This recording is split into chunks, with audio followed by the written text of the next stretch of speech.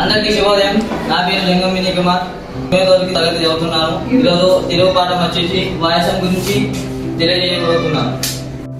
వాయసం కవి పేరు మామిండ రామగౌడు. ఈయన నిజామాబాద్ జిల్లాలోని రుద్రూర్ మండలంలో జన్మించాడు. బాలమ్మ మల్లగౌడు దంపతులకు ఈయన జన్మించాడు. కవి గౌడప్ప శతకం, శబరిమాత శతకం, నరసింహ శతకం మరియు రసతరంగని, కవిత సుధాహాలరి ఈయన రచనలు. సకల జీవులను మనిషి సమాదరించాలి.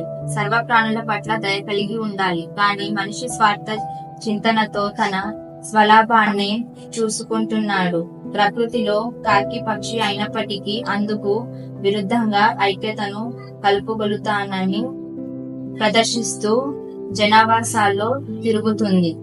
దాన్ని నడక హంస నడక వలె అందంగా ఉండదు.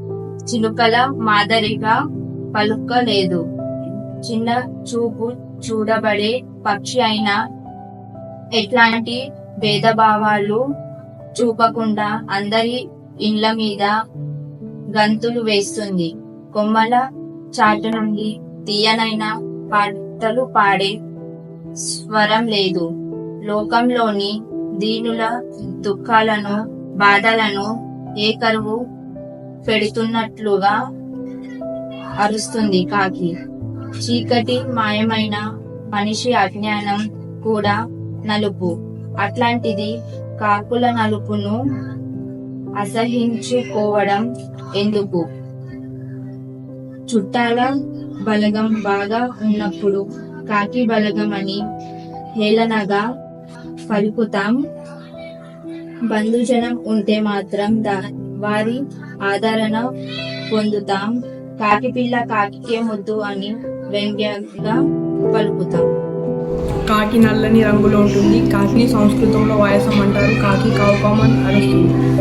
కోకిల వసంతకాలంలో శబ్దం చేస్తుంది. ఇవి ఆసియా, ఆస్ట్రేలియా, పసిఫిక్ ప్రాంతాలలో నివసిస్తాయి. వేసవి ప్రారంభం కాగానే సింగపూర్ ప్రాంతాల నుంచి మన దేశానికి వచ్చి పునరుత్పత్తి చేసి మళ్ళీ వెనక్కి పోతాయి.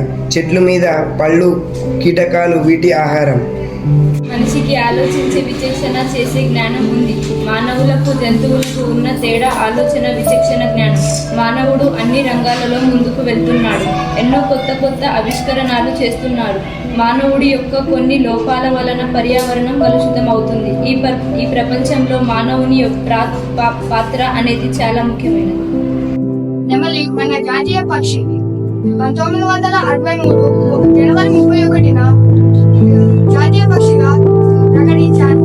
ఇందులో ఒక నెమలి యొక్క ఈకలు చాలా పెద్దగా ఉంటాయి. ప్రపంచంలోని అందమైన పక్షులలో నెమలి కూడా ఒక పక్షి.